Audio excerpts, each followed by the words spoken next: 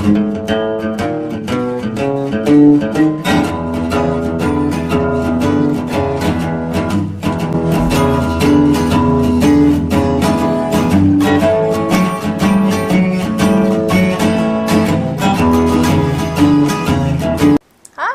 Homesteader of the Rockies, and welcome to the Susie Homesteader channel. And today we're going to cover some recipes in our fitness category, and we're going to do some peanut butter balls or some breakfast bites, whatever you want to call them.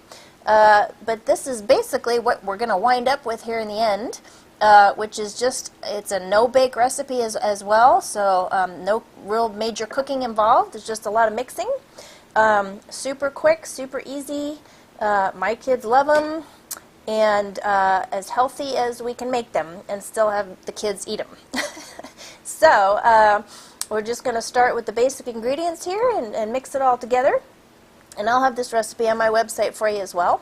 And I'll also have some great smoothie recipes to go with this. If you're going to try doing this for breakfast, you can grab one of my smoothies and a couple peanut butter bites, and you're good to go.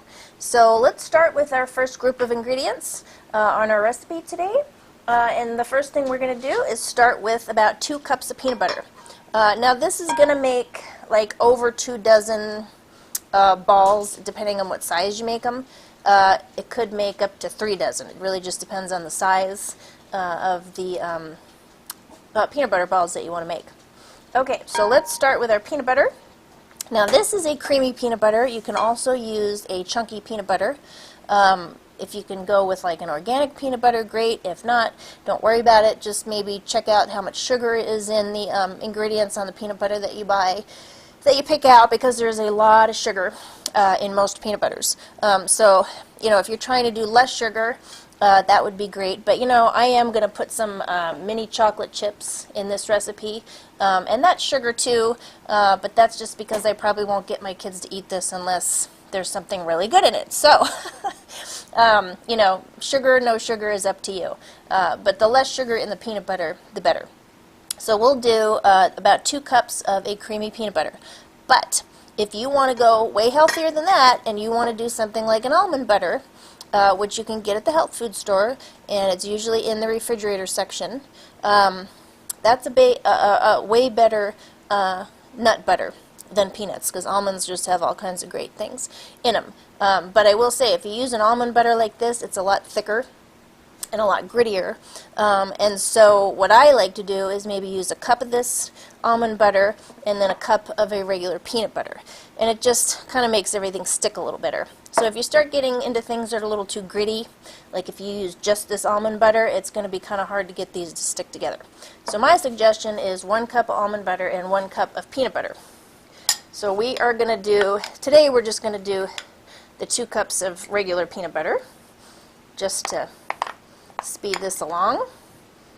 Okay, so we'll do 2 cups of peanut butter, creamy, and we're going to add 1/4 cup of honey. And if you can get a local honey, that would be even better. So a local raw honey is the way to go. So we're going to add 1/4 cup of honey. And this is really just for sweetening, you know, but if you have some other kind of a sweetener that you want to experiment with, go ahead. But you do kind of need something sticky to get these things to stay together. And that's because we're not baking them. We're just kind of rolling them all together. So there is your 1/4 cup of honey. And then we're going to do about 2 teaspoons of a cooking vanilla. And you know, most recipes that you use vanilla in, you're actually cooking or baking. But you can, you know, this vanilla, you'll taste this and this, even though we're not going to actually cook anything. So you're going to do 2 teaspoons of vanilla. So there is that. And we're going to do 1/2 cup of yogurt. So, and of course I like to do a Greek. You can do a vanilla.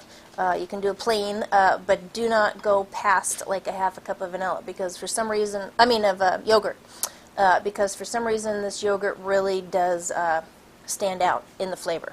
So let's just do 1/2 cup of yogurt, no more.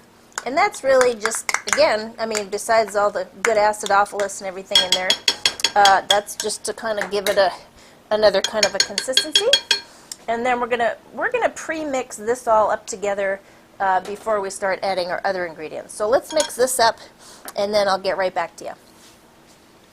Okay, so we kind of pre-mixed our first group of ingredients, and that's what you're gonna start with here, which is really just all your sticky stuff that's gonna keep these all together.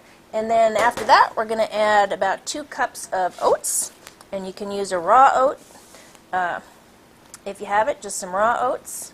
They don't have to be cooked. And then we're going to do about 1/2 of a cup of coconut. And, you know, coconut's optional. Some people like it, some people don't. There is a unsweetened coconut, and there's a sweetened. This is actually sweetened, like I said, because I'm really trying to get my kids to eat these. Anyway, that's optional. But there's your 1/2 cup of coconut. And then we're going to do something really healthy that nobody can really detect, and that is our 2 tablespoons of flax seeds. Now they also make a chia flaxseed combination, which is a good one too, which you can go with, but I just didn't happen to have that today. But flax seeds are great, super healthy, and don't go heavy on these because there really is kind of an oily taste to these if you put too much in there. So don't really do too much of that. Like I said, I am going to add a cup of these mini chocolate chips. And again, that's totally optional. Don't do it if you don't want to. I'm just trying to get my kids to eat these no matter what, so that they don't run out the door without breakfast. So that is your chocolate chips. And then if you really want to get a little more creative with this, you can put in a protein powder. So this spiritine powder, we use this in just about everything. This is vanilla, which is great because it's just great for mixing into other ingredients that you might like, but put a scoop of that in there if you want to. Don't do more than that though, or once again it's not going to stick. But if you have any kind of protein powder that you like, you can throw that in too. I sometimes do not make these with the protein powder because we do a lot of protein shakes. So what I like to do is do the peanut butter balls without the protein powder in it, and then I always make the kids usually like a protein shake in the morning to go with this, and it's just a perfect combination. And if they're still hungry after, you know, a peanut butter ball and a protein shake, give them a banana or put a banana in the shake. So lots of ways to just sneak healthy things in there that's fast and that they can eat or drink right before they walk out the door. So that is what you're going to wind up mixing all together. And when you get that all mixed together in your bowl, what you're going to wind up with is a nice dough. And then you're going to turn that dough into, just roll them in your hands, and you're going to wind up with just these little peanut butter bites. And then if you want to stick them in the refrigerator for like an hour or two, that will really harden them up. So I would suggest refrigerating them at first before they start getting too sticky and sticking together. And then keep them refrigerated after you're done with them. And then the kids and whoever can just grab them out of the refrigerator. I make these by the week. We go through these so fast. And I'll have more kind of on-the-go breakfast ideas for you as well. So look for my other videos on my smoothies and my shakes. And if you have any questions, come see me on my website, Susie Homesteader of the Rockies, and I will see you there. Bye-bye.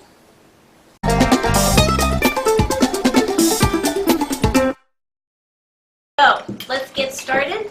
Subscribe to the Susie Homesteader channel, and we'll see you there. Bye-bye.